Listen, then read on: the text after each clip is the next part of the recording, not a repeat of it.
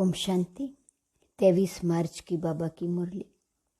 मीठे बच्चे, देही अभिमानी बनो तो पुराने जगत से नाता तोड़ने और नए जगत से नाता जोड़ने की खूबी सहज आ जाएंगी।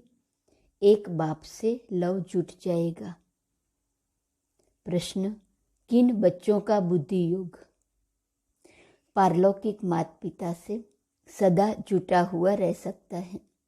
उत्तर, जो जीते जी मरकर ईश्वरीय सर्विस पर तत्पर रहते हैं, गृहस्थ व्यवहार में रहते भी सभी का बुद्धि योग बाप से जुड़ाने की सेवा करते हैं। बाप से जो रोशनी मिली है वह दूसरों को देते हैं। स्वर्ग का मालिक बनाने के लिए पावन बनने की युक्ति बताते हैं। उनका बुद्धि योग स्वतः बाप से जुटा रहता है। गीत, कौन है पिता, कौन है माता? ओम शांति। गीत का अर्थ क्या है? कहते हैं, जगत के माता पिता को, मित्र संबंधियों आदि सबको छोड़ो और बुद्धि योग अपने सच्चे माता पिता जो सृष्टि के रचयिता हैं उनसे लगाओ। यह जो माता पिता मित्र संबंधी आदि हैं उनसे अब नाता तोड़ना है और एक से नाता जोड़ना है। उनको भी माता पिता कहा जाता है। तो माता पिता हम बालक तेरे, वह सब एक को कहते हैं। वह लौकिक माँ बाप तो सबके अलग अलग हैं। ये सारे भारत अथवा सारी दुनिया का माता पिता है। तो पारलौकिक माता पिता का बनना और लौकिक माता पिता मित्र संबंधियों को छोड़ना, इसके लिए देही अभिमानी बनने का ज्ञान चाहिए। जब तक देही अभिमानी नहीं बनते हैं तब तक छूटना बड़ा मुश्किल है। इस पुराने जगत से नाता तोड़ना और नए जगत से नाता जोड़ना, यह खूबी है। हद के एक घर से नाता तोड़, हद के दूसरे घर से नाता जोड़ना तो बहुत सहज है।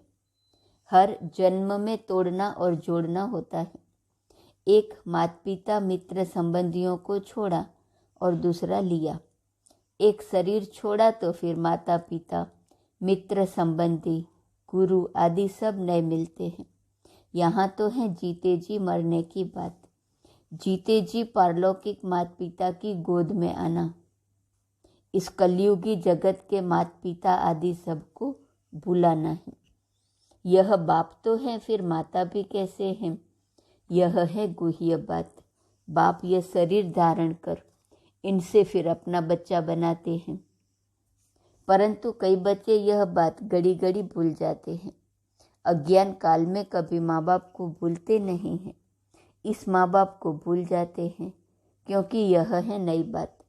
इस माता पिता से बुद्धि योग जोड़ना, फिर सर्विस में तत्पर रहना। जैसे बाप को सर्विस का फुरना रहता है, ऐसे बच्चों को भी रहना चाहिए। जिसका जो सर्विस पर तत्पर रहेंगे, उसका बुद्धि योग पारलौकिक माता पिता से सदा जुटा रहेगा। कहते हैं, भगवान को फुरना हुआ नई दुनिया रचे, तो यह कितना बड़ा फुरना है। बेहद के बाप को बेहद का फुरना रहता है। सबको पावन बनाना है। उस पावन दुनिया स्वर्ग के लिए राजयोग सिखाना है। कितने को सिखलाना है। सबका बुद्धि योग बाप के साथ जोड़ना है। यही धंधा हम बच्चों का है। बाप कहते हैं, गृहस्थ व्यवहार में रहते तुम बच्चे सर्विस करके दिखाओ। सन्यासियों को फुरना रहता है, हम कोई को कागविष्टा समान सुख से छुड़ावे, पवित्र बनाए। उन पर भी रिस्पॉन्सिबिलिटी रहती है। किसको वैराग दिलाए, पवित्र बनाए। वह समझते हैं घर बार छोड़ना है। यह नहीं समझते कि पतित दुनिया को छोड़ना है। यह तो जब बाप आकर पावन दुनिया का साक्षात्कार कराते हैं तब हम पतित दुनिया से नाता तोड़ते हैं। फिर भी वह अपने को जवाबदार समझ घर बार छोड़ कितने को वैराग दिलाकर पवित्र बनाते हैं। महिमा तो उन्हों की भी गाई जाती है। ये संन्यास धर्म नहीं होता तो भारत और ही कामचित्ता पर जलकर भस्म हो जाता। अब ये रजोगुणी संन्यास स्थापन करने वाला कौन, और ये सतो प्रधान संन्यास स्थापन करने वाला कौन, यह बाप बैठ समझाते हैं। उनका हेड था शंकराचार्य। उनके भी कितने फॉलोवर्स होंगे, लाखों करोड़ों के अंदाज में होंगे। वह पवित्र नहीं होते तो उनकी प्रजा भी वृद्धि को नहीं पाती। तो यह सन्यासियों ने भी अच्छा ही किया है। पहले नंबर में देवताएं गिने जाते हैं, दूसरे नंबर में सन्यासी। सारा मदार है पवित्रता पर। दुनिया को पवित्र से अपवित्र, फिर अपवित्र से पवित्र बनना ही है। सतयुग से लेकर जो भी ड्रामा में पास्ट हुआ है वह नूंद है। भक्ति मार्ग में साक्षात्कार आदि जो कुछ होता है सेकंड बाय सेकंड, वह फिर कल्प बाद होगा। ड्रामा में यह सब नूंद है। ड्रामा चक्र को समझना है, ऐसे नहीं बैठ जाना है कि ड्रामा में जो होगा। ड्रामा में एक्टर्स तो सब हैं, तो भी हर एक अपनी आजीविका के लिए पुरुषार्थ जरूर करते हैं। पुरुषार्थ बिगर रह न सके। भल कई मनुष्य समझते भी हैं यह नाटक है। हम परमधाम से आए हैं यहाँ पार्ट बजाने, परंतु विस्तार से समझा नहीं सकते हैं। पहले किस धर्म वाले आते हैं, सृष्टि कैसे रची जाती है जानते नहीं। सृष्टि नई रची जाती है, वह पुरानी सृष्टि को बाप आकर नया बनाते हैं। यह मालूम न होने कारण उन्होंने प्रलय दिखाकर फिर नई सृष्टि दिखा दी है। बाप आकर इन बातों की रोशनी देते हैं, फिर तुम भी औरों को रोशनी देने के लिए रिस्पॉन्सिबल हो। कितनी सर्विस है। जैसे बाप ने तुमको मुक्ति जीवन मुक्ति में आने का मार्ग बताया है, जिस मार्ग के लिए ही आधा कल्प भक्ति मार्ग में ठोकरें खाई हैं, तो बेहद के बाप को फुरना रहता है कि हम अपनी सेल्वेशन आर्मी की वृद्धि कैसे करें, सभी को रास्ता कैसे बताएं। तुम बच्चे सबको बताओ कि बाप आया हुआ है राजयोग सिखलाने, कल्प पहले माफी, जिसको ही शिवाय नमः कहते हैं, जो है सभी से ऊंचते ऊंच परम धाम में रहने वाला। हम सभी आत्माएं भी वहाँ निवास करती हैं। आत्मा को हमेशा इमॉर्टल कहा जाता है। वह कब जलती मरती नहीं। हर एक आत्मा में पार्ट भरा हुआ है। अपनी आत्मा को देखो, जो मुख्य है उनको देखो। झाड़ को जब देखा जाता है तो मुख्य फाउंडेशन और टाल टालियों को भी देखा जाता है। पत्ते तो अथाह होते हैं, उनको गिनती नहीं किया जा सकता। टाल टालियाँ गिनती कर सकते हैं। तो बरोबर इस झाड़ में फाउंडेशन हम देवी देवताओं का है। अभी फाउंडेशन ही सड़ गया है। जैसे बनियन ट्री झाड़ का फाउंडेशन सड़ गया है, फिर भी शाखाएं कितनी निकली हुई हैं। शाखाओं से भी पत्ते निकलते रहते हैं। तो यह भी बेहद का कितना बड़ा झाड़ है। तुम बच्चे भी नंबरवार पुरुषार्थ अनुसार जानते हो। ऐसे नहीं कि सारा दिन किसकी बुद्धि में यह चिंतन चलता है। सभी पॉइंट्स एक ही समय बुद्धि में फिरना मुश्किल है। फिर भी जो विचार सागर मंथन करने वाले हैं, उनकी बुद्धि में तो टपकता ही होगा। झाड़ बुद्धि में है तो बीजरूप बाप भी याद रहता है। हम भी वहाँ के रहने वाले हैं।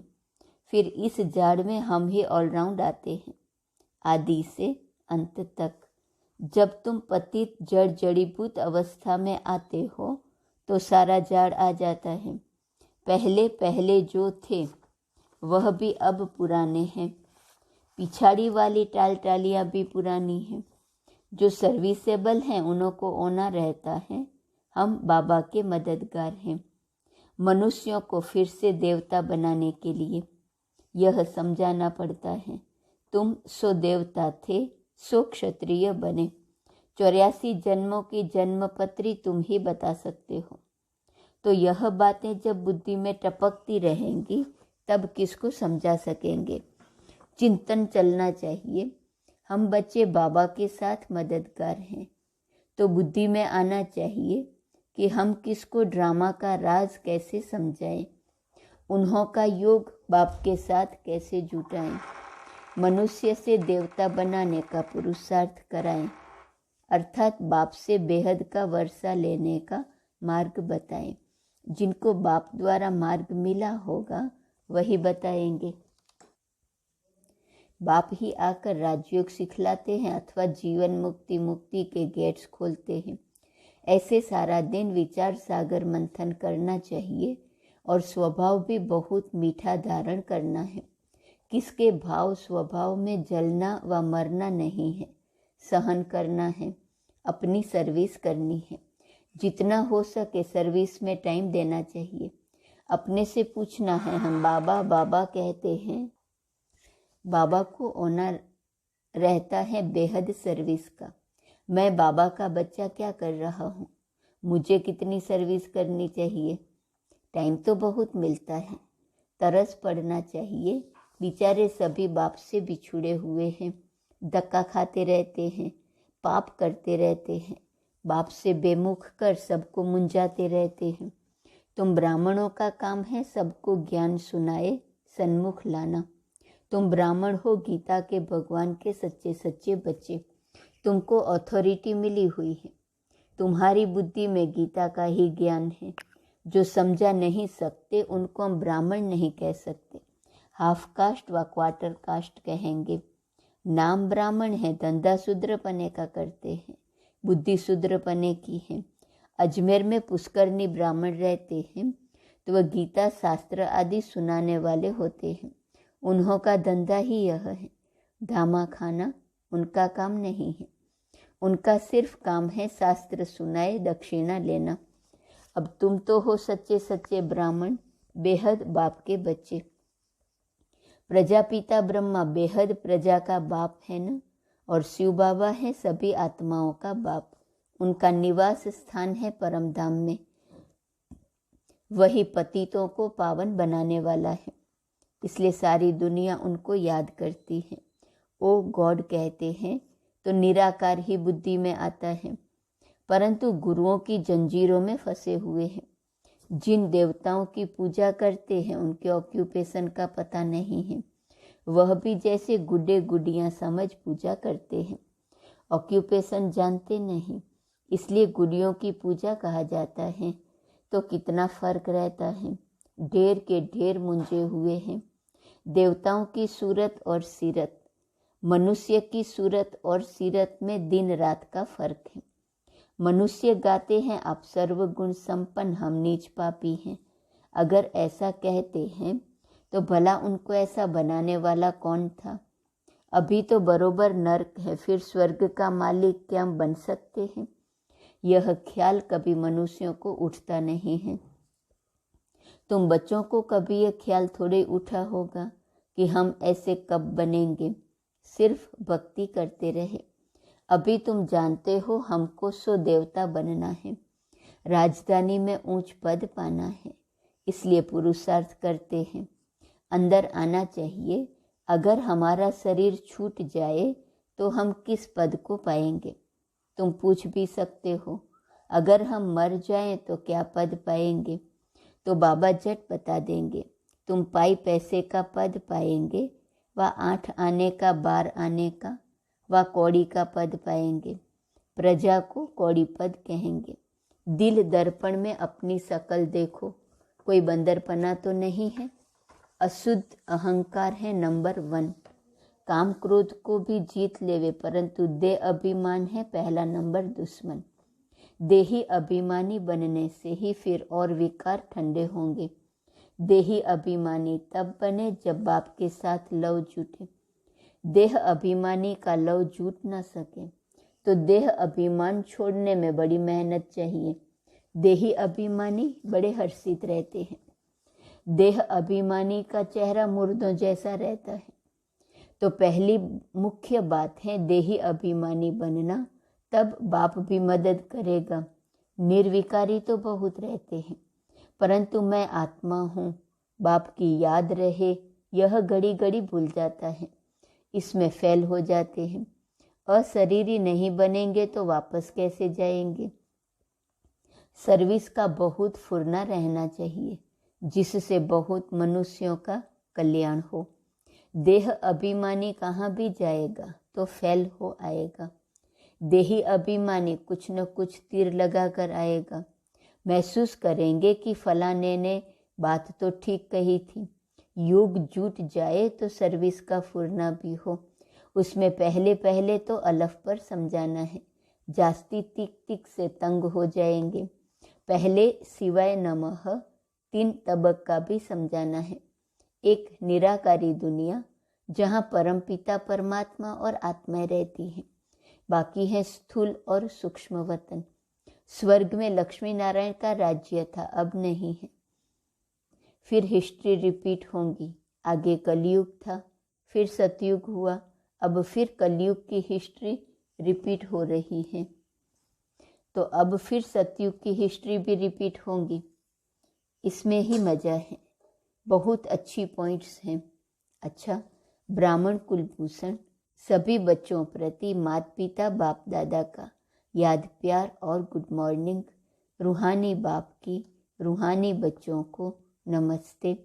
रूहानी बच्चों की रूहानी बाप को नमस्ते नमस्ते नमस्ते। धारणा के लिए मुख्य सार, पहली पॉइंट, किसके भाव स्वभाव में जलना मरना नहीं है। अपना स्वभाव बहुत बहुत मीठा बनाना है, सहनशील बनना है। दूसरी पॉइंट, बाप का खिदमतगार बनने के लिए विचार सागर मंथन करना है। बुद्धि में ज्ञान का ही चिंतन करते रहना है। देही अभिमानी रहने की मेहनत करनी है। वरदान, सर्व संबंध एक बाप से जोड़कर माया को विदाई देने वाले सहज योगी भव। जहाँ संबंध होता है वहाँ याद स्वतः सहज हो जाती है। सर्व संबंधी एक बाप को बनाना ही सहज योगी बनना है। सहज योगी बनने से माया को सहज विदाई मिल जाती है।